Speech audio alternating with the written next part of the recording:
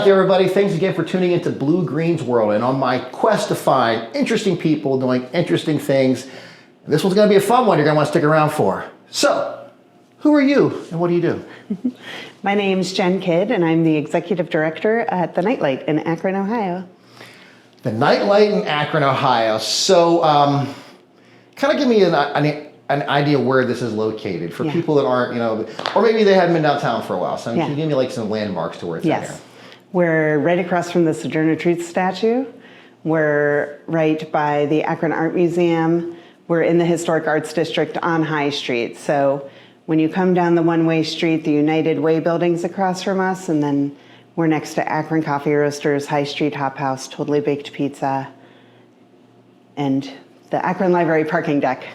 Well, it's great for parking. Famous landmark. I mean, if you're like scared about parking in Akron, not scared. If you really worry about finding a place to park, and you don't want to park at the meters, the deck's great. You get a little ticket when you go in, you pay when you leave, and it does take cards nowadays, so you don't have to have cash on you already. And it's probably been taking cards for a while, but I remember last time I went through, I was like, "Do you take cash? I don't have any." And sometimes it's free. Yes. Occasionally. Is it after 6 p.m. still, or is that?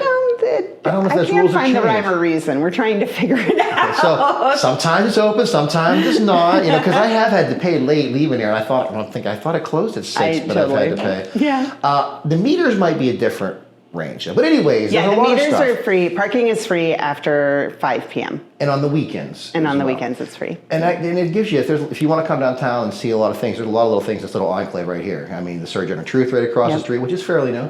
Been here for a couple of years now. Coffee Roasters is closed at the moment, but when it's open, it's great. There's a few bars here too as well. Yep. Let's see. There's a lot of little restaurants around here as well. There's There's just so many things here. So yeah, you can come down, have safe parking, and have a night on the town before you go to Lock 3 if you want to make a day of it. So there's a lot of places. Yeah. So last time that I interviewed for the Nightlight, Curtis was the CEO. Is that your title now? Are you the CEO? I'm the executive director. I have to get those titles mixed up. Yeah. So similar.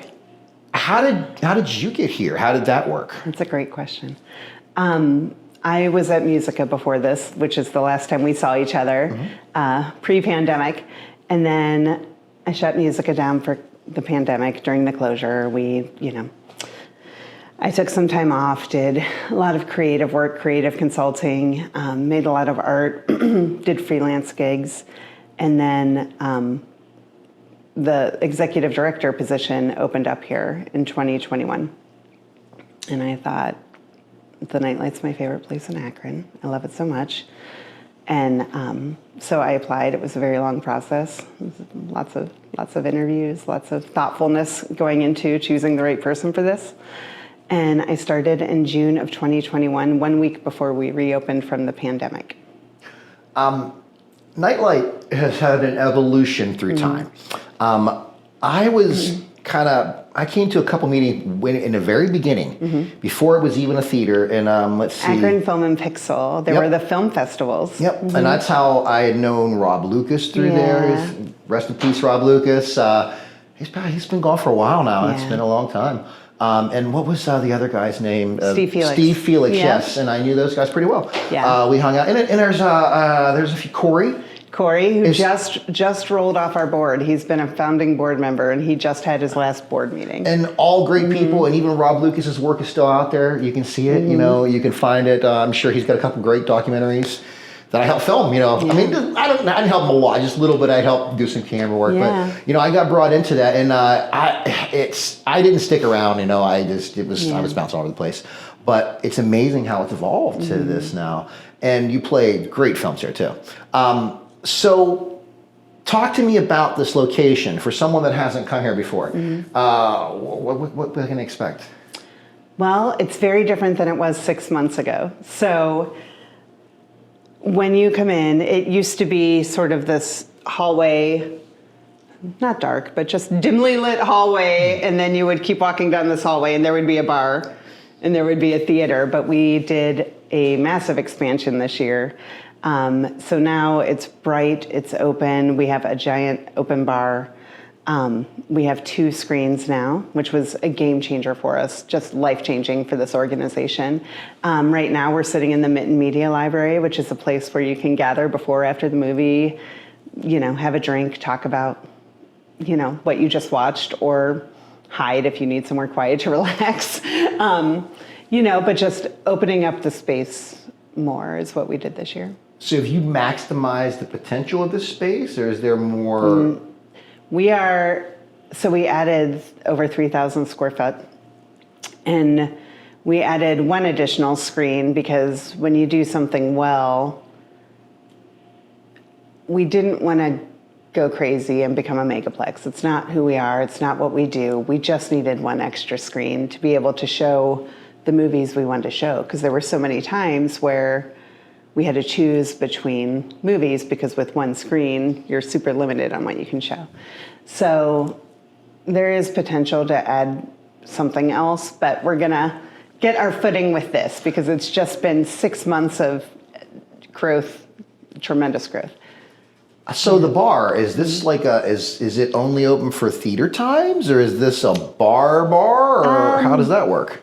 We're figuring that out, but it's open. It's open. We're busy enough with the movies that, it's easier to keep track of folks, and also to make sure our ticket buyers get the best customer service they can. We don't want to take away from that. So we want to make sure everybody gets waited on, but there are opportunities to come in and have a drink and sit in the library or. I mean, it's 2 different worlds technically, bar world and movie world, but boy, it could be a great theme for a movie bar that you come in, it's all movie stuff. Yeah. I mean, I would go to, I don't even drink anymore. I just go to see. We have a lot of, I don't drink, a lot of us don't. So we have a full selection of non-alcoholic beverages. We have a refrigerator that's just NA drinks along with mocktails, non-alcoholic beer. We have just as many options for NA, maybe more actually. But then we have beer, wine. We do a custom themed cocktail for every movie. I love that because, it's weird. Akron has such a strange history. We're like the AA capital, Totally. but yet we have a brewery or a bar in every corner. It's weird. It teach their own, whatever. And I ran a bar before this and didn't drink. It's. And when I quit drinking to get back into bars, it was different. Now I can do it, no problem at all. It doesn't really bother me. But yeah, it's. I'm glad that you offer non-alcoholic. Because that's one thing, because I never really even drink those kind of drinks. And then when I get there, I want to drink something, Yeah. And you don't want to have a bottle of water. Right. Even if you have what's that, death water, whatever, that liquid death, those look a little bit more like you got a can of something. So having a drink makes it feel better. Though I've noticed, I still have my tendencies. Like, I'll drink 2 or 3 of them. And it's like, then I'm on this sugar rush from afterwards. I went to the Rialto Theater and they had Coke on tap. Yeah. And I had 3 of them. Totally. And I never drink Coke. No, you get super hyper. I've had that happen because we do the Coca-Cola in bottles here, and I'll drink one, and I'm like, Oh. But we serve Norca, which is our favorite soda. And now they're getting some fame on a TV show. I've been I know. seeing. I don't know what show it is, but I've been seeing it's been popping up. Oh God, what was it called? Now, was that a choice they made, or how? No, they were reached out to. They reached out to them. Yeah, that show is very funny. If you look, Josh Gippen did a while back a thing about Akron clips and films. There's all these references to Akron. Since then, there's been more. I was watching Family Guy the other day, and they had the Akron Today Show, and it looked like Tony's building down here. And there's no Akron Today Show. What are you talking about? But Akron has a mentioning, and it's nice to see that come out. A lot of times, sometimes it's not good, I mean, I've heard people refer to well, if Cleveland's bad, what do you think about Akron? It's like, come on, give us a break, we're different. So I really like that you give us a sense of class, because I don't know, a lot of films are horrible out there that are played, and teach your own. There's entertainment films, there's action films, there's straight up slasher films, whatever. But you put a good art here. What did you have? Was it last weekend? Boogie Nights? We're doing it this weekend for New Year's. Yeah. Boogie Nights is my favorite film of all time. And I tell people that, and they're like, first off, a lot of people haven't seen it, and the other part, the people that don't get films, they're like, that's a movie about the porn industry. No, it's a family. It's a movie about a broken family. Yes. And I sit there and tell, and I now pull out all the great cinematic moments in the film. And I'm a big Paul Thomas Anderson, but still, you show films like that. So how does that selection process happen? Yeah. Do you have a board? Do you have people? How does this work? Myself and then Anthony, who works with me. He's been here almost 10 years this year. we're the ones who do all the programming, and there's a lot of thought that goes into it, a lot of conversations, a lot of deep dives. We follow film festivals. So what we're showing now, it's Oscar season, right? So we knew early last year that we would be getting these movies that we're playing at Cannes, Venice, Berlin. So we're like planning, we're like, okay, that's our December, January, February lineup because those will be the Oscar nominees. So we plan that far out. We have like a lot of the international, the announcements won't be made till January 22nd for the Oscars, but we kind of predict what is going to be. So I say that often is you see the Oscar nominated movies, you see the Oscar films here before they're nominated, you know? So we do a lot of documentaries, international movies, but we're also, like we're showing A24's Marty Supreme. We're showing a movie right now where Hugh Jackman and Kate Hudson play Neil Diamond interpreters called Song Sung Blue. Like, not everything has to be super weird and esoteric. We just showed Muppets Christmas Carol. We'll show it every year. We love the Muppets. Like, there's fun to be had. You know, we show, I mean, there are a lot of intense movies, but no matter what you see here, know that it was chosen for a reason and that it may not be for you, but it has value and is good and will leave you with something, you know? And what's nice about a place like this too, you get people that are, I don't know, that enjoy film for the most part. You know, you get a lot of film lovers here. Yeah. It's a more pleasant experience, I would imagine. Nobody's on their phones. Nobody's talking during movies. And everybody's so good. It's cleaner. It's cleaner. Hang on. The lights, funny story. This light is on a timer. Hang on. Watch this. Yep. Woo. There you go. It's turning back on. There we go. Okay, I heard a click. Hey, we got lights again. Okay. Ta-da! We're all still in focus. That's good. So, I'm getting to the experience here. What's the experience like here? I mean, I'm not going to compare apples to oranges, so to speak, but what can someone expect when they come here to one of the theaters? Yeah. I go to other theaters all the time. I just love movies. I go to cinemas. You do not have to be, I want to say this, because I feel like when people talk about art house cinema, we just show quality cinema, right? Quality movies. You don't have to be an expert. You do not have to know what director did what. Like, you do not have to know anything about movies to come here. We're the ones who do. Like, we know that. And actually, sometimes I don't, and Anthony does, right? But people are friendly. It's just a very different experience. It's a respectful audience. It's people are meeting each other and talking after the movies. It's just an absolute different experience. And I won't say what other theaters, but I go to other theaters, right? I like sometimes going to see bombastic, major, but it's just a very different experience where you're sort of herded in and then herded. Like, it's just a different experience. We introduce each movie here. We come in and talk before the movie. Oh, okay. So you give a little talk, see if people kind of expect this and okay. Here's what's coming up. Here's, So instead of having, a bunch of commercials for Pepsi and things of that nature. Okay, I like that. Yeah. So I don't know if there's anybody younger that's watching, these younger Generation X, but when we were coming up, you had to go to Cleveland. Where was the Did you say younger Generation X? No, I'm Generation X. I mean, the younger generations. I thought you meant No, the younger generations. No. I mean, the younger generations, younger than Generation X. Younger than Generation X. Are we young that still? generation. You didn't. I mean, to watch I think was it Trainspotting. I had to go to Cleveland to watch Trainspotting when it came out. It didn't come out around here, and I can't even remember the name of the theater up there. And I've interviewed him. Cedar Lee, right? And I've actually been there and interviewed him, and that's where you had to go to see films, and it was. I mean, I don't even know if it's still gone, but it was nice-ish, but I don't know. It's still. It's still It had a weird feel to I don't know. It's a great theater. I highly recommend it and go see film because they're going to show films you haven't seen. Absolutely. But now you can come to Akron. Yeah. You don't got to drive all the way up there and be in a foreign land, technically, because, I mean, I know it's close, but this is your hometown. Let's see a good film here. And I love that you curate good films, too, because a lot of people don't. I mean, if you think that you want to get into films, just start coming and watching films here. You can just come see anything and know that we rarely show films that aren't good, and good is a matter of, this is what I'm so big on, like you were talking about Boogie Nights, right?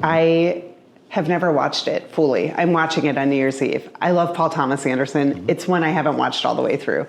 I have not seen The Godfather all the way through. Like, everybody's lives are different. Everybody's experiences are different. Everybody's experience with movies. You know, I've seen so many movies, but there are just so many that I haven't seen, right? And I think there's zero shame in being like, I've never seen that. Like, I just hate that, like, oh, what do you mean you've never, like, no. And that's what I love about this place is somebody can come experience something for the first time and it can be magical. Like, that's what movies should be, is make you feel something, make you, you know, whether it's escaping the world, which is a good place to escape right now for like 2 hours, or, you know, just something to laugh, or something to share somebody else's perspective, somebody who lives, you know, in a different country or from a different culture. Like, learn about these things, take it in. It's how you get more compassionate and kind. But I want this place to be safe, cozy, warm, a place where people can discover something or escape something, you know? And how the communal experience? I mean, people watch films at home all the time. I mean, I do like watching films at home, but I don't like watching by myself. No. I get bored with it. I mean, sometimes I'll get drawn in. There's certain films I will, but I would rather experience with somebody else. My cat doesn't talk to me about the movie afterwards. Right. And that's a great film. When you want to talk about it afterwards, I know. whether you My cat's like, yeah, it's maybe fine. you didn't understand it, or maybe you good again. Maybe you like, Yeah. oh, maybe they were talking about this. There's a metaphor for this, and so many films are just. And then you have to go on the internet and do a deep dive. And here, you literally can just turn to somebody and be like, wow, what'd you think? So tell me about this little room here. This room is my favorite room in the whole place. It is the Mitten Media Library. Mark Mitten, who's a producer, film producer, documentary producer. He's from Akron originally. Amazing, amazing human. This is the Mitten Media Library. And when we were designing the expansion with the theaters, I was like, I want a library. I want it to feel like somebody's grandpa's library that you weren't allowed in when you were young, and then you became an adult and took it over. But it's more so, we have built-in bookshelves, and it's all film books. Eventually people can borrow them. We're not there yet. But there's a very fake fireplace for safety reasons. It's very fake. But it's the shining carpet. We licensed it from a company called Film and Furniture in London, who owns the rights to the hexagon pattern shining carpet. And it was custom milled in the US for this room. But it's really just a cozy atmosphere where you can have quiet conversations. Any other hidden elements in here that I don't notice? And that's the one that stuck out to me because I'm looking. There's a lot of A24 memorabilia. So we have the hot dog hands from Everything Everywhere All at Once. Those will eventually be under a glass, like a museum artifact. Marcel the Shell is hidden here somewhere, and we're making a diorama. One of these shelves is going to be Marcel's world. You know, we're trying to keep it tasteful, but also fun. But we love film history. Lots of this right here, if you can see, you won't be able to see up close, but this was given to me by our friend Ellen, and it was a letter from Warner Brothers from 1926, nope, 27, 28, and it was sent to the Orpheum Theater in Akron from Warner Brothers, thanking them for playing the movies, and here's what's coming up. And I did a Forgotten History Forum for the Akron Bicentennial on the lost cinemas of Akron, because there used to be 25 to 30 theaters within a 5-mile radius of here in the 1920s. And now, let me tell you this. In Akron, it's us and the Highland Theater. That's it. We are the only movie theaters in Akron. Is Lowell's not playing? Huh? Is Lowell, or what's the one? Linda? Linda, they're not playing films anymore? Mm-mm. Oh, shoot. Yeah, it's us.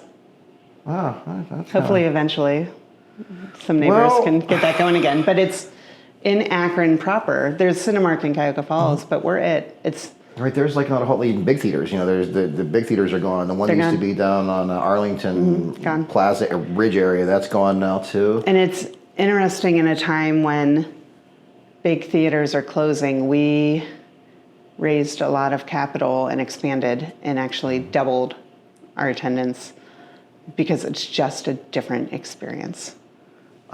I got a couple books that I got one that I'll bring out to you. Maybe you might have it. I picked it up. It's this practical effects book, and it's like a rare book, like from the 80s or something. I love it. And another book, I don't know if you have it in here, which really influenced me, was Rebel Without a Crew, Robert Rodriguez book. Yeah.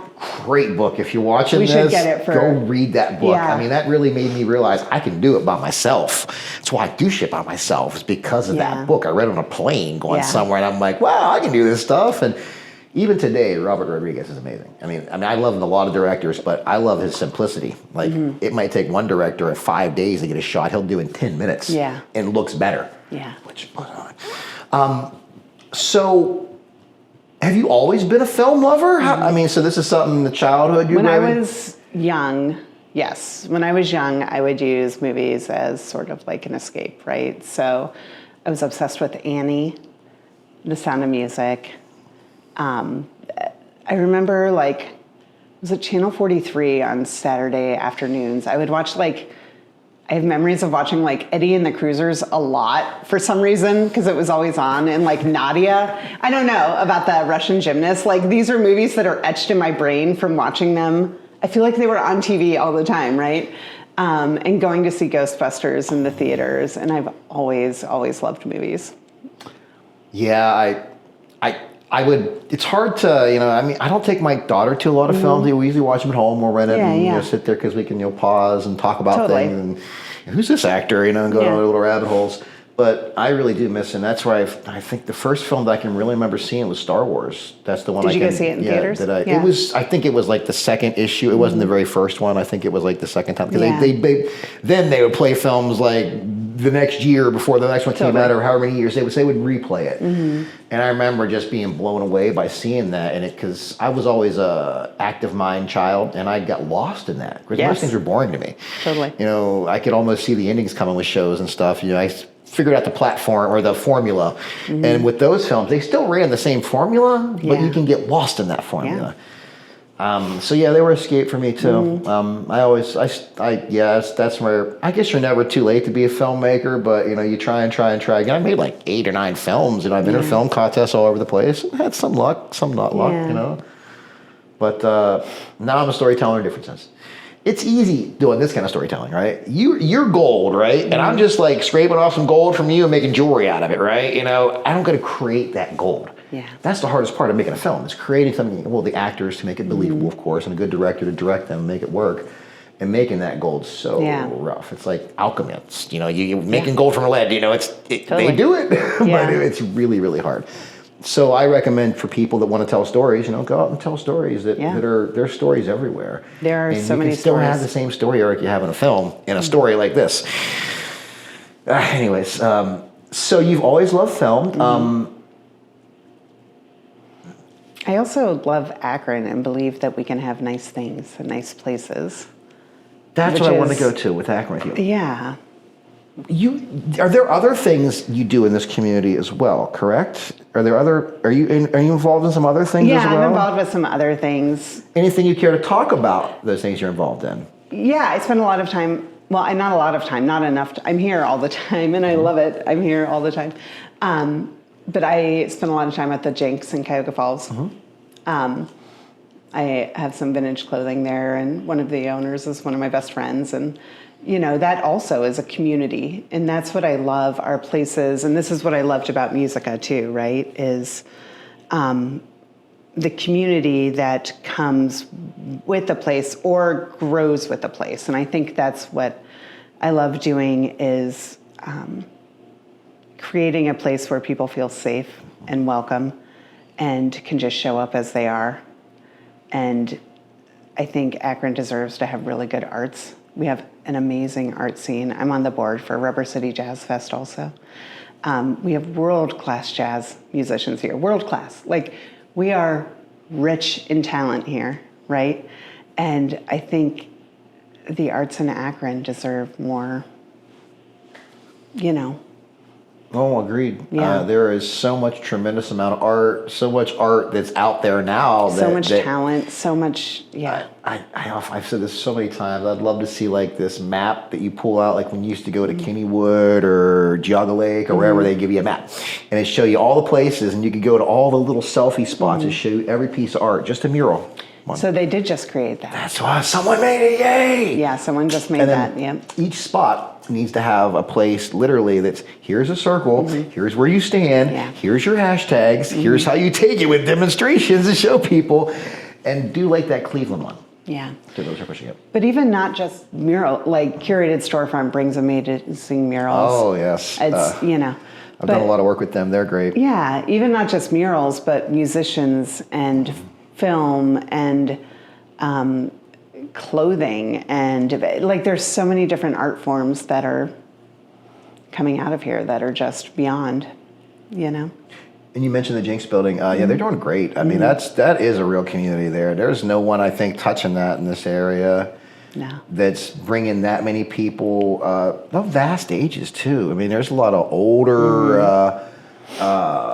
older folks there, the hippie generation, we'll say, they go and they have the jam bands and stuff there, and I go and hang out and watch them. It's great. Yeah. And then there's young people playing there too. It's a wide variety. It's a village under a building. And unfortunately, they're closed in spring now. If you see this, but go into spring and check them out. Mid-February, they'll be open. I love Akron too, but Cuyahoga Falls is our neighbor right up the street. Man, is that Front Street? Is that the name of the Front Street? Yeah. Kicking ass. I mean, geez, they're doing great. I did a walkthrough there the other day. All the little shops were really hustling and bustling. There were people walking around downtown. I don't know. People get this stigma about Akron because people get shot. Gun violence happens. Gun violence it happens everywhere. It does happen everywhere, but it's part of our society today.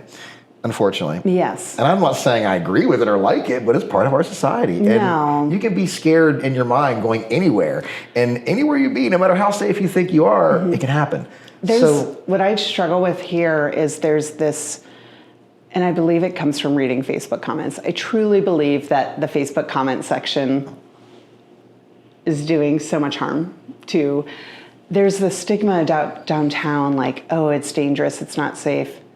It is so safe down here. I have never, ever, ever, ever had any issues. It's, Downtown Akron Partnership has the ambassadors who walk around at night, but Downtown Akron is very safe. It is not at all. I mean, considering any other part of Akron. And Facebook comments say. Like, yeah, Facebook, and most of those people in the Facebook comments are, they're keyboard warriors, just like to start shit for no reason. A lot of them are from the state. A lot of them might even be real for that matter. It might be bots for all we know. Probably a good percentage of them. Because when we argue, we're at our worst in this country, and that's what they want us to be, is at our worst in this country. But I agree. People that haven't been to downtown in a long, long time are complaining about downtown of 30 years ago, 40 years ago. When I first came to Akron was 1991. Mine was 1996. I came here. It was a little sketchy downtown, Totally. there was, I remember walking downtown and I'm seeing like porno shops. There was a couple of those downtown. This is the evening. There were a couple little bars, but there wasn't much, and it was sketchy downtown. Downtown's beautiful now. Lock 3, jeez. If nothing else, just come down to Lock 3 and catch a movie. It's doing wonderful down here. So how big are your theaters? One has 44 seats, and our new one has 64 seats. Tell me about the seats. So, in our original theater, there are 2 sets of recliners up front, 2 and 2, that are cushy recliners that are first come, first serve. We do not charge extra, and we do not reserve them. So there's always a rush to get the recliners. I always crack up when I go to introduce a movie and the whole theater's full and nobody's in the recliners. Like the hottest seats in Akron. But the other seats are just your standard, We'll upgrade them maybe next year. But screen 2, our new screen, are high back. They're not rockers. They're not recliners. There's plenty of room, lots of leg room. Pro tip, if you're tall and you come to screen 2, the back row has 5 extra inches of leg room for tall folks. Pro tip.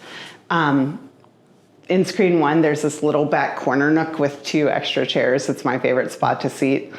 But a lot of theaters now have recliners and heated recliners and 4DX and all of these fancy things, and we just don't, no gimmicks, just come watch a movie, you know? Well, that's the beauty of a good film. You don't need all the gimmicks to get You lost don't in need it. it. As soon as it comes on, it's just all of a sudden you forget about the rest of the world and you're in that. That's it. That So we don't letterbox. have heated recliners and we don't have interactive 4DX boxes. I went and watched Mickey 17 at one of those and I was so annoyed because it felt like I kept getting jabbed in the side. Have you ever been in a 4DX? No. It's these seats that move with the Oh, movie and are ugh. like interactive, and That doesn't I sound literally felt like I was getting like in the side. I was like, this isn't for me at all. So technology in films, I often wonder, if that'll be the next big comeback. In my vision, what I see is domes popping up all over the country. Just like out in Vegas, but on Yeah. a smaller scale. And those are going to be our new cinema experiences. And then that's a whole different world of directing and making And that films. gets into AI, which is a very different. AI films, We have Anthony and I, when we talk about programming, have a lot of thoughts about AI, and we're very. There was something we showed that was an old film, and it was paired with new music, and it was very, very cool. But we're like, there's AI used in this. So we put up something before the movie on our own where we're like, hey, just so you know, because we show a lot of film restorations and we feel like if you're going to use AI, be transparent about it. Don't try to be, don't hide it. Like, don't try to be like, oh no, this isn't AI. Like I think if you're transparent about it, it's a different conversation, right? But I think we're particular about what we show that uses AI generated content. And most movies now, if they use it, say it at the end of the credits. And that's a whole different world of filmmaking there too. Someone can go in and make a whole film on AI and I don't even know how I feel about it yet. I'm too I can be staunchly against it, but then 10 years from now, I may feel totally different. But I think I have a lot of ethical concerns around AI training off of artists and writing and creative. It's a complicated thing that I have complicated feelings about. I could see how it could be fun, like Legos to play with, right? But not something you're making for broadcast quality and selling to somebody, right? So you can you can maybe learn to be a director by working with some stuff, and then you graduate. So I can see maybe something like that. And in the editing realm, there's some AI stuff that really helps out. Totally. And there's some AI stuff they don't give us that they have that can really help out too, like audio generation. Yeah. Like if you forget to say something, you call me up. I forgot to say blah blah blah. They had the technology to do that, but we can't give that to the world. Was it The Brutalist? There was controversy where there was AI used to help with an accent in certain parts.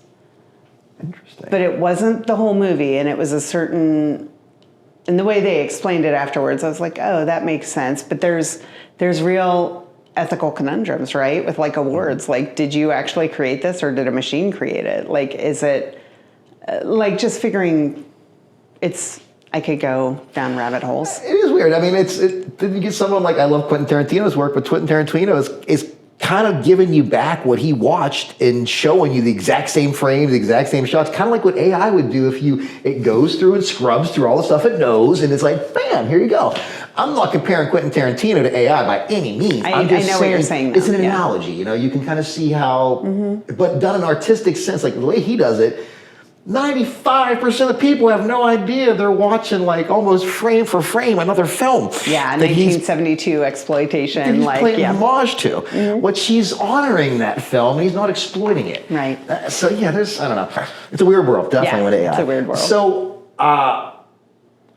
I almost see like filming, like from my end, like the way they filmed The Mandalorian in the round or whatever they call that thing, the ranch or something. Yeah. I could see one of those in every like little filmmaker's garage. And then you can make anything, right? That's kind of AI too. You're like, give me the background for this and throw up this and make that. And it's, watching, we just showed White Christmas and watching, like thinking about the old films with the painted stages. Now there's one I think up in Cleveland where there's an LED background that you can make whatever you want. And I mean, with technology, things evolve. It's not a matter of if, it's when, you know? Like when I was watching The Mandalorian, I'm like thinking just on the cinematic, I mean, how they filmed this? I'm thinking in my mind, I'm like, I don't understand how they made this happen. And then once I watched the making of it, then it all came together. I was like, wow. And listen, when that comes out, the new Mandalorian Grogu movie, I want to see Grogu on the biggest screen possible. Yeah, that if makes he's sense. in IMAX, I want to go see giant baby Yoda on IMAX. Like, I just love, maybe magic. And for people that haven't watched that film yet, if you love The Good, the Bad, and the Ugly and those Clint Eastwood films, you're gonna love these films. I mean, they're they're not modeled directly after, but that look, you know, it's in there. And I just love baby Grogu. And that's great too, you know. And I guess, you know, that evolves, you understand more about it, but that's a whole thing. You know, some things Disney did I kind of like, you know, some things they did I don't like, but you know, I do like that they're carrying Star Wars on. Some of the stuff is better than other stuff, I guess, but that's all personal opinion. Yeah. When I go back and watch it, I try to watch like the original Star Wars with my daughter, and she's like, this is boring.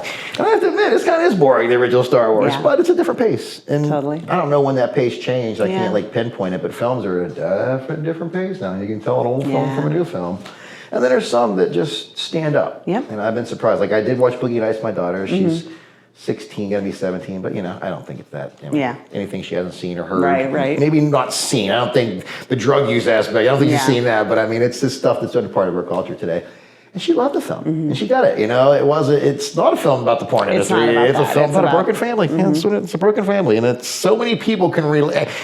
Everybody can relate to a broken family, I think, in this country. You know, whether you think you don't. Yeah, there's some damage in your family that you'll see in this film, and that's the beauty of a good film. Yeah.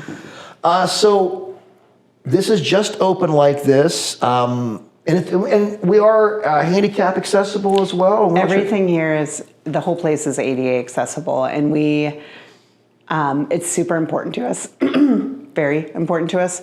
So our front door, we have push button. Our bar, we have a flip top bar underneath our bar that opens up for wheelchair users. So there's a bar that's not, it's an ADA bar. Nobody else has one. All of the bathrooms have push button entrances. In screen 1 with 44 seats, there are 2 wheelchair spaces. In screen 2 with 64 seats, there are 4 wheelchair spaces. We also have accessible equipment, ADA assistive equipment. So we have headphones. We also have caption readers that you can put in the chair, and we're getting glasses that the captions will be on the glasses. Can you still see the film too? And the captions are interesting. Wow. Yeah, they're clear glasses that you put over, and they just have the captions on them. That's pretty wild. Yeah, I mean, it makes sense. We really try to think about everything, and our audience is very diverse and we have a lot of wheelchair users that come here, and they know, like, everything is ramped. Every single, like, when you came up into this room, it's ramped beside the bar. When you go into screen 2, it's, you know, everything is ADA accessible. That's good. I like that. That's when I talked about the Portage Lake aspect. I mean, you never could get to the lake before. You had to hobble down the hill. Even if you had just like slight mobility issues, getting down the hill was bad. Now it's got a whole totally. And a nice staircase to get down to it now. And they have mats on the beach. So where you can actually wheel out on the beach stuff. I mean, you can't go the extent of the entire beach, but you can get out there a little bit. Yeah. And that really was, you know, it almost made me want to cry looking at that. You know, I don't have anybody personally with me. I mean, I know people that have handicap issues, but just to think, you know, if you're in a wheelchair, you just, up until this point, you were up on top of the hill just looking down going, wish I could join, you know, and if someone tried to take you down there, there's a good chance you might not make it down. You're going to roll down the hill, you know. So this is just, I think it's great that you do that, and more people are conscious of that. And our city's getting better about it too, you know. Getting there. There's some sidewalks. There's some sidewalks in areas, and I talked to Max about that. I refer to him as Mad Max. That's what his rap moniker is. But he talked about like where you can get around, and that really was an eye opener for me. Absolutely. Yeah, something I'll think about. Just next time you're out and about in a place, look around and think about, well, if I was on wheels, how would I get here? And there's a lot of places, surprisingly enough, where you can't get around at all. Yeah. So I'm glad that we're thinking more about that. Anything you want to bring up that I haven't brought up with you so far? We're a nonprofit. Oh, okay. So tell me how that works. Yeah. I mean, I know the basics. I think we understand the basics. But what is your nonprofit? How does this work, and how can someone be associated with it or help? So we're a 501c3. It started as Akron Film and Pixel, a film festival. And the mission was sort of to bring movies here that people wouldn't see otherwise, because like you said, you had to drive very far to see indie films before. So our mission is fostering community connection through cinema. So bringing films here, but bringing people together through films, right? We do a lot of education outreach. We host students. We've worked with a lot of organizations that work with kids, talk to kids about like, what kind of movie would you make about being a kid in Akron? What kind of story would you tell? What, things like that. So we do educational outreach. We do free movies throughout Akron. There's a lot of other stuff we do. And then since then, there's become the Highland Square Film Festival. Do you work with them at all? I don't know. I know them, and I've done interviews with them. I would like to see more film festivals. More, actually, what I'd like to see is the 48-hour film challenges. That's what was originally started here with those guys, or with those people. I shouldn't say guys. It was a group of people that did it, and that's how I got my start. Yeah. I won a film festival here with one of their things. Me and a few other people, called Blimp. You can look it up. Blimp, Blemish City. The props was you had to have a blimp in the film, I think. And you had to have marbles in the film. Oh, that's funny. That was the only two props. So we made the concept that the blimps were alive, and they were whales of the air. And their marbles that you found in the ground were fossilized blimp eggs that had just never hatched. And that was the whole process of it. And we had people saving the blimps, and I just had people, we worked with people, and we just play your role. Just here, say these lines and the way you would do it. Yeah. And it worked, it was great. And I mean, that made us award-winning filmmakers because it was a good night. We won Best in Show and Audience Choice. There was only 2 awards that night. It was wonderful. I was on such a high. And we won an award, and we all went to have sushi afterwards down the street at Cilantro. We kept it in Akron, and that really pushed me to be a film. I mean, to do that, I was before the show, before a lot of things. Yeah. And I would love to see the 48-hour film challenge come back. That's It's in Cleveland. It's just not in Akron. But a lot of Akron folks. And it's a folks, lot to do, too. I mean, I don't... Film festivals are, because we've had people ask us, like, why don't you start? It's like, because it's a totally different beast. It is absolutely a whole different, it's a whole nother thing.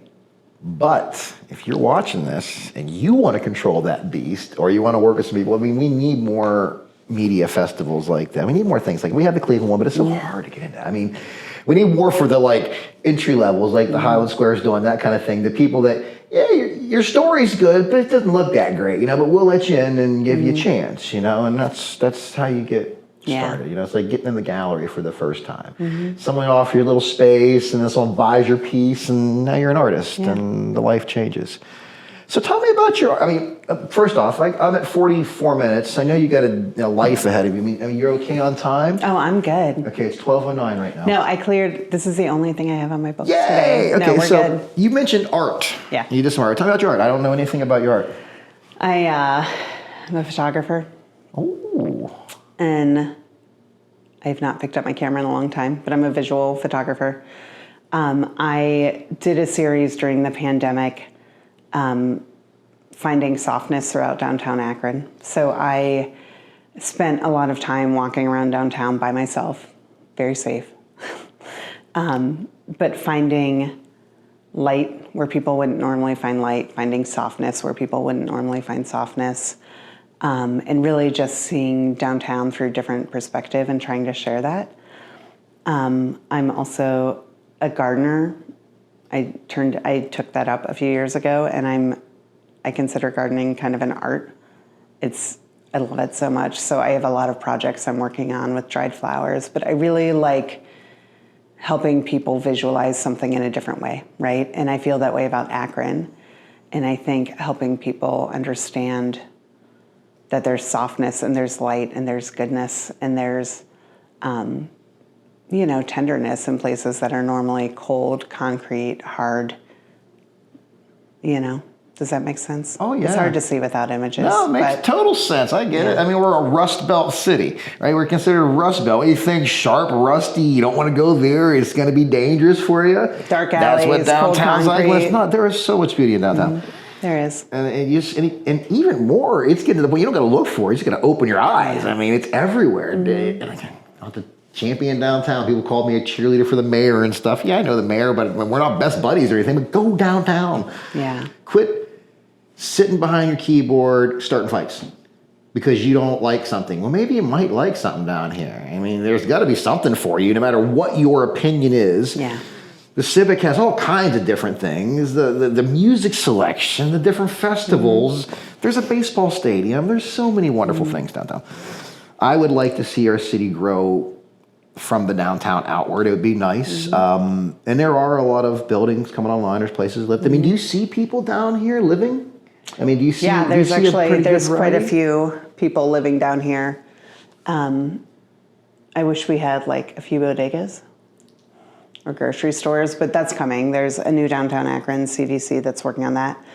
But I see it as, like, I think about the Nightlight sort of holding hands with our partners, right? So like, I'm a visual person, so like holding hands with the Art Museum and Summit Art Space and the Civic, and we partner with House 330, but thinking about downtown holding hands with the neighborhoods, right? And how do we get North Hill here? How do we get, West Hill, South, like thinking about what can we do to not impose ourselves on people, but to welcome them and partner and, and I think that spreads. Oh, yeah, it does. So when you do photography, you digital or you do you do digital? I used to do or film, but it's digital. It's nice to get a nice foundation of film. Even if Yeah, you're only... I did back in the 90s. I did film photography in high school and used to use dark rooms, but I'm allergic to everything, so I can't be in a dark room anymore. I understand that. Yeah. It's just nice to, even if you read about it before you take a digital photograph, just to understand a little bit of the pain that went through to take a photograph and you didn't know what it was going to look like until you get it developed. And that makes you think twice about just, I mean, you can get great rapid shots too. So what would you like to see in the future here with the Nightlight? I want this place to be here 20 years from now. Part of the reason I do what I do is because I want young people in Akron. I want there to be things here when they get older. I don't want young people to feel like they have to move away to live creative lives. I want there to be spaces where they can go get inspired, where they can make art and show it. I want there to be, like for us, what we do a very specific thing and we do it well, which is we bring movies here that wouldn't be seen otherwise, right? So you can come get inspired, learn something different, and then take it with you on whatever journey you go on, right? Same with the Art Museum. They bring art from different places that wouldn't be, but I want this place to be here 20, 30 years from now. I think movies matter. I think movies, we're showing movies from the 1920s. Like, there are millions of movies, that people have never seen, and I just want this place to be here for a long time. I'm going to assume, make a big assumption that you probably showed Citizen Kane here at least once. We have. Okay. So films like that everybody should watch and just, I don't know, maybe if they give you a little intro before you watch it so you realize it makes a little bit more sense. It's like, oh, wow, this is special. Instead of just watching a black and white film, it's like, I don't understand this. I mean, but yeah, there is a lot of value in those old films. And there's some that just blow your mind. It's like, wow, how are they doing that? That's one of them. I mean, and that's pretty much, it's a cliche film for the directors to list as their favorite film, but there's a reason behind it. There's a reason behind it. Orson Welles fascinates me. Fascinating. Jeez, I mean, I feel so bad for him too. I mean, he peaked at like 26, 27, which a lot of people do, but his was like open to the world. He did a visual format, and he tried to capture that essence for the rest of his life, and you can almost see it. I don't know, and I feel and he did so many things to try to capture, and he did some decent films afterwards. It wasn't, but compared to that, compared to that, and then that's just. And he'll never, and that just, because I think as an artist, you always want to, you push for something, right? You want to make, especially when you're making a difference in art, and then all of a sudden it just dries up. Yeah. And you can't do anything about it. Oh, art's tough. I agree with you on gardening. Gardening is an art. I love to garden. Gardening is an art that'll center you, that'll show you a cycle of life. Yeah. And then once you get into it, I really got into it over the past couple of years, and now I understand soil health and that plants are alive. Yeah. I can't think of the book that I read recently, Light Eaters. Great book that I recommend called Light Eaters. and it's all about plants and how amazing they are. I cannot keep an indoor plant alive to save my life, but I have like thousands of flower. I'm a flower person, right? So outside there will be, I don't know, 1,000 zinnias in my front yard, and then inside my house plants are like, oh, I can't do it. But I love flowers, but it really, I put my phone away. It grounds me. I feel like I just discovered bees a few years ago. These things have been around forever, like flowers. Like, oh, you plant some. My friend Nancy. So this is how this started. My friend Nancy, my dear friend Nancy, gave me a pack of zinnia seeds from her garden. And she's like, here, just put these. And I did it, and they grew. And I was like, oh, like a caveman discovering fire. Like, people have been doing this for thousands of years. But to me, it was a very new concept, right? And it was like this magic. They're like antidepressants, like tending to these and seeing these beautiful things every time I walked outside. And I was like, oh gosh. So then the next year I just kept going, and but seeing the bees and so many birds and just the wildlife that comes with it. It's like this world outside my door that I help tend to. And it's nice to have something that's not digital to tend to. It is something physical and analog and natural, and I can put away my screen. I don't have to look at, it's this, I love it. I love it so much. Every plant creates an ecosystem there, and that ecosystem attracts all different kind of bugs. And I mean, I used to think that, you just build bugs, you get rid of all the bugs, and there's so many bugs that are beneficial. No. And learning that the plants communicate too, I don't know. I have no dietary restrictions, so to speak. I eat vegetables, I eat meat, I eat all kinds of things. And I've hunted animals, I've processed animals, I've gardened. And when I pull that plant out, it's like, imagine that's like the nervous system and the roots. I mean, the soil is their medium, right? It's like our body is our medium. Especially if you pulled your head out and all of a sudden, all that spinal, all the nerves, that's what the roots kind of are, They're all connected. And it's a wild. They don't scream and they don't blink at you and go stop, but they smell when you do it. And that's how they communicate with you. Cut grass. Yeah. Ah, is the grass going, ah?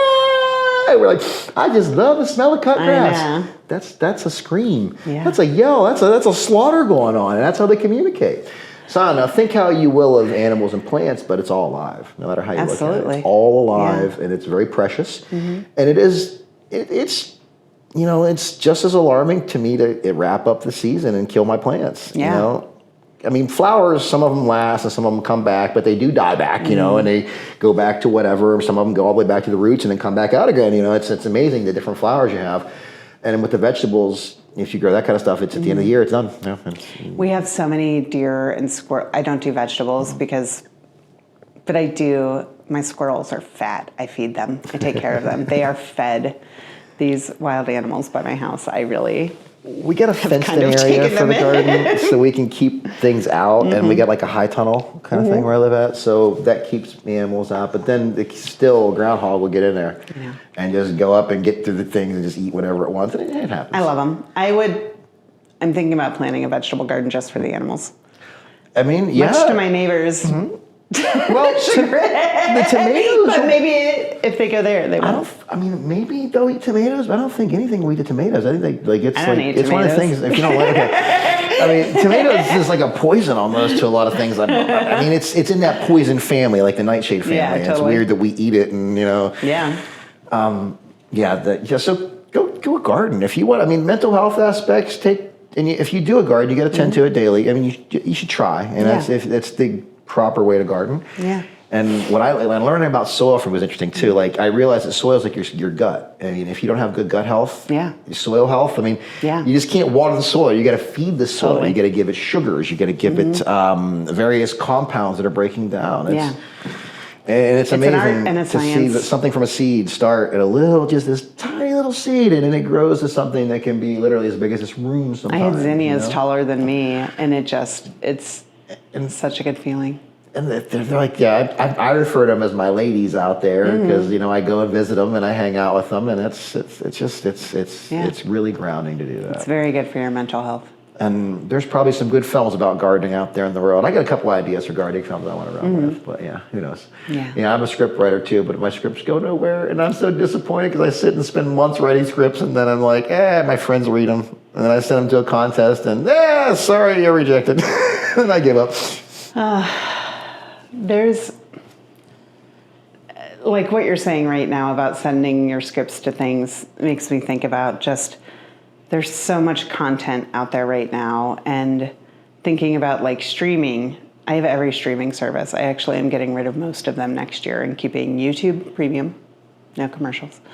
But there's so much content out there, and no human is made to ingest this much content, right? And even thinking about like analysis paralysis, like looking for something to watch, there's too much. And that's what we curate everything here.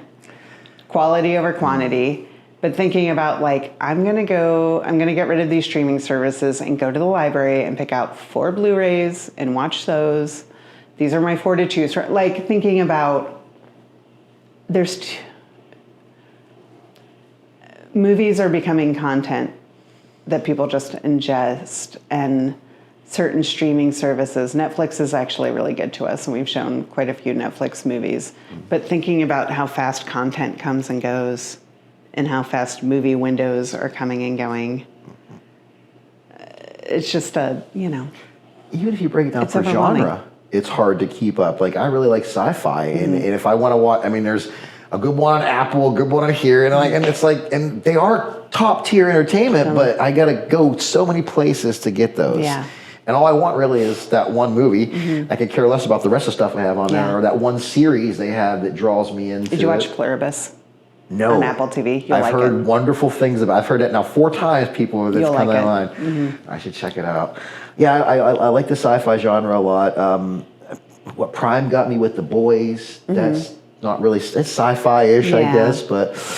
and I like you show Netflix stuff, because there's a lot of time my parents don't have Netflix. They don't do any of that stuff. They have like cable still, and I'm like, you got to watch this show, but how do I get it to them? I can't send them a DVD of it, And the world is speeding up, and people are churning things out quicker and quicker, and we can't take things in that quick. Like, we can't process things at the speed that things are coming out, right? Like, our brains just aren't. I don't know. Well, we've evolved quickly with a lot of content quickly. Even in my lifetime growing up, I had 3 channels on the TV. We had ABC, CBS, NBC sometimes, depending on the time of year, because I lived in the valley, and it would if there was leaves on the trees, it wouldn't pick up as much. And PBS, that was it. And then the VHS came in, and then my parents got a satellite, and then I got opened up to the whole world of movies, and I watched everything I possibly could. Before there was like a limit, you just tuned to the satellite and watched whatever. There weren't even they didn't even have like services then. Yeah. And that became illegal quite quickly, which technically it's stealing. It was, but there wasn't like a legality on it. Yeah. That was my exposure to films, and I got to see. And that was a time period when you could digest the amount of films being made, And we all grew up watching those same films, and today you just can't. There's so many things that get lost too that are great. A series that I champion is Dark on Netflix, and it's on my list. I haven't watched it yet. It's a great watch. German. My only critique is it's very white. It's all white people. Yeah, and but there's a reason for that too. It's not just it's tied into the story. It makes once you watch the whole thing, it makes sense. But I think that was one of the best television series ever, even next to Breaking Bad and The Wire and a bunch of the shows that are out there, because it did it in 3 seasons and it was done. Yeah. And they didn't bring it back for part 2 and then try to capitalize off of it. They ended it. Take it from consumers, end your stuff. I think Stranger Things is great. It's a great series and whatnot. But I haven't watched this new season. They should have ended it years ago. It was more powerful then. I'm so far checked out that I haven't watched the new season. Well, it threw me off because I deal with depression, and I look at that show as nothing but it's a direct reflection of depression. That's the whole dark side. The flip side is depression. Once you get you're not going to come out a lot of times. And I don't know if at first I think they intended it that way, and if not, they really did a hell of a job covering depression. And it took all the weird kids, all the people that were the ones that were a little strange, the ones that didn't fit in. Yeah. just like depression does. And it was hard for me to watch it because I was like, oh God, this is how I feel sometimes. Thanks for being open about that, because I think mental health is such an important thing to be open about if you're comfortable. I don't want people to ever feel forced, but I think depression is. I think it's important to let other people know that they're not alone. No, it's. And to like here's me, a very successful person who also struggles with that, and it's not for any rhyme or reason. It's just this thing that exists, right? But I think it's important to let people know that humans of all shapes, sizes, success levels, whatever. I got a funky brain, Totally. But I love my brain. Yeah, me my too. My brain, I have a love-hate relationship. I just say Christopher's there. I'm Blue. My name is Christopher Green, but I go by Blue. Christopher's there and likes to yell at me. Yeah. I don't hear voices back in my head, but there's just this mean dialogue that I get a lot of times. And yeah, I do things and I'm successful in my realm, but I still deal with depression horribly. And just for a point of reference for anybody that's watching us now, it was 65 degrees yesterday, and now it's 22 degrees, and it feels like 8 outside, and it's going to be gray and windy. And it's going to be gray and bleak for 2 months in Ohio. You live in the Midwest, you got to be tough, because you got to deal with so much. Yeah. I mean, there's days I don't want to get out of bed, and as an independent artist, and as an independent person, I have the choice to not get up and do things, but then I have to make up for it until 4 a.m. sometimes because I couldn't get out of bed that day. Yeah. So a lot of us deal with depression, and everybody I talk to, they all have their realms of it. And it's okay to be depressed. Don't try to hide it. Deal with it. And if it's really deep, talk to somebody. I get completely honest. I have suicidal thoughts. I think about it all the time. I think about not like how I'm going to do it, but I just don't want to be here sometimes. This is a rough place to be. And if you turn on social media and you start looking through all that stuff and you see the worst of the worst people get ahead in life, that just, in my opinion, are just not good humans. And I'm not going to name anybody names. Just look out there. See what your opinion is and what you see happening. I'm not going to name names, but I could. Oh, I can name a lot of names. Yeah. And for lack of words, pieces of shit get to be like the best in today's world. And people have done the worst things to people. Yes. And have no regret whatsoever. And then there's someone like myself where I'll say something to somebody benignly, and I know that I shouldn't have said that, and it was something stupid, that I shouldn't have mentioned. And to me, something stupid, like maybe I mentioned their dog, and I know their dog died 2 years ago, and I shouldn't have mentioned their dog because it makes them think it. And I'll think about that for a week. Oh, do you? Because I saw them in their eyes go, and I heard them. And I think about that. And I see people that don't think about that. They could just tell everybody, hurt every person they see and not think about it whatsoever. Some people are wired very, very differently. I don't understand it. I don't understand a lot in this world today. I wake up every day and think, I don't understand. I mean, I have to cope in my way. I quit drinking a long time ago, but I'm California sober. I'm cannabis and caffeine are the way that I survive in life. Yeah. I'm not saying it's for everybody, but it keeps me even. Yeah. I wouldn't be a good person in society without those things. Yeah. I wouldn't be productive. Yeah. I wouldn't be who I am. I wouldn't be because I had ADHD and I was told I was too much my whole life, to be quiet, to shut up, by adults, by family. I didn't have friends, a lot of them, because I was just too much for them. And I learned to internalize all that energy that I had, and then it's not in my brain. And now I worry about everything that people say and whatnot. And there's a lot of us out there, and medication helps a lot of people. I didn't go down the medication route because I'm addictive too, and I know that probably I ended up trying to snort the stuff eventually. And not that I've done coke, I'm not that kind of person, that's not me, but I know that I'm an addictive nature. And I know that if I thought 1 was going to be good, well, 2 would be good, and 3 would be good. And I have to control my caffeine because it can kill you. There's a good and bad with, and I often wonder how people have no chatter in their brain, no internal monologue. They're just happy being alive. Yeah. And I'm happy. I'm not. That's the thing about depression. It's not black and white. There's it's not binary. There are different, it's sort of like the way I describe it is it's this little thing, and sometimes it's real big and sometimes it's real little, but it's always there, right? And sort of like having a cat, right? Where sometimes it's on your lap, sometimes it's like pawing at you, sometimes it's yelling at you, but sometimes it's just sleeping in the other room and very quiet. But it's always sort of exist, and it doesn't matter what my circumstances are. It's not, mine isn't for any particular, it just shows up sometimes, you know? But yeah. Have you noticed it's been there your whole life? My whole life. Yeah, absolutely. And there's no, I don't have any of like the dark stuff, but it's just sort of this thing that's always been there. I've always related to Charlie Brown. And I look back, as an adult, I didn't realize it as a kid. Charlie Brown's a depressed little kid that he's just trying to fit in, and he can't fit in anywhere he goes, and his best friend's his dog.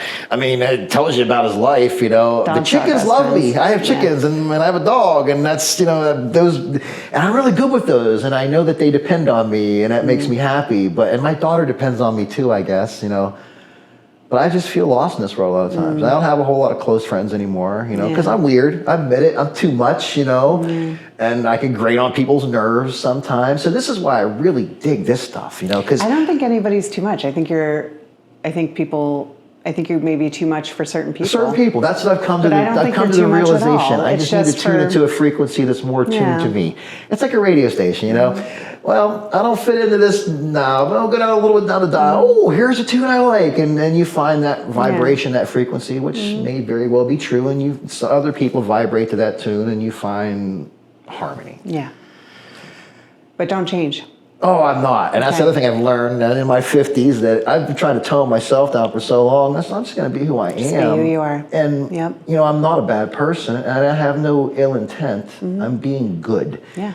And I might be good in a different way, and I might be more open and talk about things than most people will. People are embarrassed to talk about, but I don't care anymore. And it's up to everybody, like whatever. I don't think anybody should feel pressure to talk about their struggles or their whatever. But for me, I don't mind, because maybe it'll help one person. That's all. Yeah, I mean, my advice to people out there, I deal with loneliness basically, you know. I'm a lonely person. I'm a lonely old man basically, you know. And there's a lot of baggage with that, you know, and you start thinking that it's just, I don't know. And how I deal with it is stay busy. Stay busy. Keep busy, you know. Find something you love. And I don't mean stay busy by going drinking all day or doing drugs all day or things of that nature, but stay busy. Find something you like, find something you're passionate about, dive into it. Learn stuff. Go find people that, I mean, if you can, it's hard to find people but there are groups that maybe you enjoy bowling or model making or whatever. There's groups out there that will help you do that stuff. I think about, truly, I think movies make you feel less lonely. I think that shared communal experience, I really do. But we just we partnered with the Center for Immersive Leadership over at the United Way and showed a movie called Join or Die. Highly recommend this documentary. It's streaming online. I want to bring it back. But it's about I'm going to get this wrong, but I forget the guy's name. He's a sociologist. But it's about how all of these civic engagement groups used to exist, church groups, bowling leagues, and it's based off this guy's book called Bowling Alone, and how these groups are disappearing and the loneliness epidemic is increasing as civic engagement and civic groups and social capital decreases. So the loneliness epidemic increases, and it's a very poignant, like it really stuck with me. And I think having these third spaces, right, somewhere where you can be in a space with strangers but feel not alone, I think those are super important right now. That is very true. We have lost those, and we give it up to our phones and our television programs, our extension of our phones through our TV. We've lost the front porch communities where we don't talk to our neighbors anymore. Rarely do we even know our neighbors. I often tell them we're the most connected we've ever been, and we're the loneliest we've ever been. And it's across the world that way. It's really weird. It's a weird, weird time. Yeah. And I don't know, social media doesn't help either. You know, if I happen to see like an article about lonely men, I read it and it's just like the comments are like so bad about, you deserve this. You're just a piece of shit. You know, you have everything. What do you have to be? You know, you're just I mean, it's like everybody can have problems in the world. But yeah, I agree. Don't read the comments. And And when you put content out there, people are going to make comments about you. People are going to I say read things. comments as a guilty pleasure sometimes, but it's more about awareness because I'm like fascinated with people, and I'm like, what do people think? And then I read these, and I was like, is that really what people think? And I'm like, no, it's what people type. Yeah. And a lot of those people, I've seen people be confronted, be like, well, what do you mean? And they break down, like, well, I didn't mean it that bad. I mean, a lot of times it's the bite, the bark's more than the bite, you know? It's like the dog behind the fence barking at you, and you open the fence. It's like, oh, hey, how you doing? My little terrier, yeah. I mean, we need more of that face-to-face. I don't know what's going to solve it. Like, I wonder, like, I think it may be a digital ID, but then you can't be anonymous on the internet, and like, I don't know. I have zero solutions to the internet. Zero. Like, I cannot even. If everybody was who they were, then you owned it. That's different. But then, like, what happens if somebody wants to put information out there, like a whistleblower or something of that nature? There's reasons to be anonymous, I guess. I just don't. So I don't know. All I can do is what I do, and that's it. Well, thank you for doing what you do. Yeah. Thank you for bringing a little culture to Akron. That's important. Yeah. Bringing a little diversity to Akron. On the film aspect, one more question I wanted to ask. So when you bring like the independent films in, the ones that are in the film festivals that haven't been picked up yet, we'll say by whoever. Yeah. Are they cheaper at that point to bring in? Are they more expensive? Is there like a flat rate that's charged? How does the pricing go on something like this? Yeah, so this is an interesting world. So how this works is we usually pay a percentage of ticket sales to the distributor, right?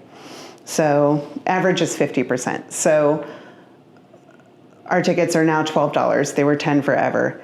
50% of that $12 goes right to the filmmaker and distributors. Like 50% of that is out the door right away.